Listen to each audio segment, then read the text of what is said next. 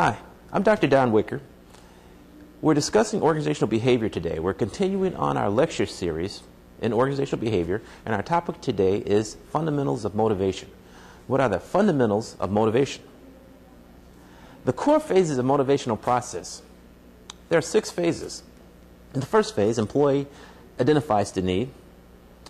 The second phase, employee searches for ways to satisfy the need. Thirdly, employee selects goal-directed behaviors. Number 4, the employee performs. Number 5, of course, the employee receives either rewards or punishments. In that core phase of motivational process, of course, there are always going to be punishments and rewards.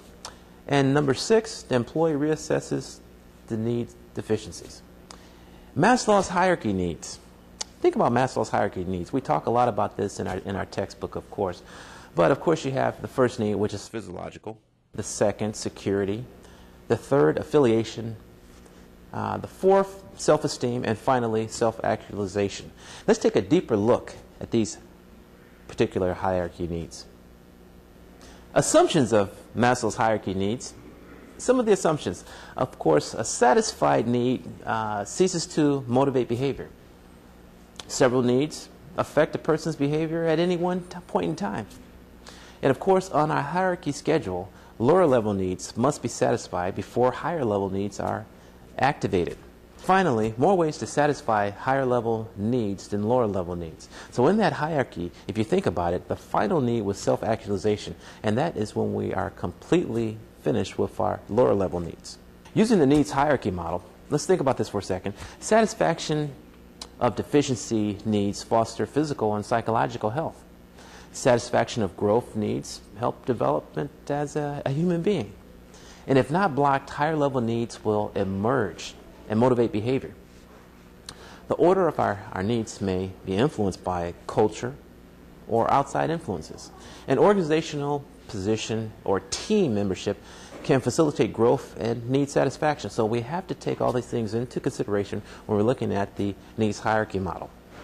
Using the achievement motivational model, let's think about these terms for a second.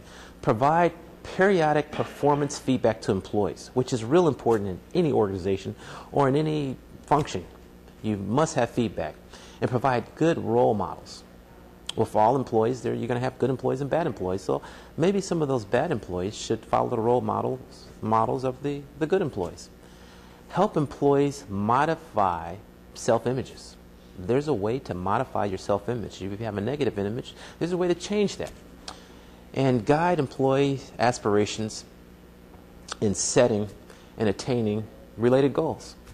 And finally, communicate that managerial success is related more to power than to affiliation. Examples of inputs and outputs in organizations. Think about this for a second. You have age, you have challenging job assignments. Of course, if you have past experience, maybe you have promotions. And if you have seniority, maybe you have a higher salary. These are inputs and outcomes in organizations. Just brief examples. Inequity as a motivational process. What happens with inequity and a motivational process? Well, think about individuals perceiving inequity. When that happens, of course, you could have employees that are disgruntled. Individual experiences tension. Individuals may want to reduce that tension. And of course, reducing that tension is part of the motivational process. And finally, of course, individuals can take action to change that process. Ways to reduce tension produced by inequity. Of course, we can always get more training, more technical training for that matter. We can also have discussions or communications with our superiors in order to reduce that inequity feeling. Those are just some of the things that you can do. Of course, you can try to change your inputs versus your outputs, as we spoke before. And change the reference group, or our affiliation group, can also help us change that inequity feeling. I want to thank you for listening to me in lecture series number 5. And I look forward to talking to you again in lecture series number 6.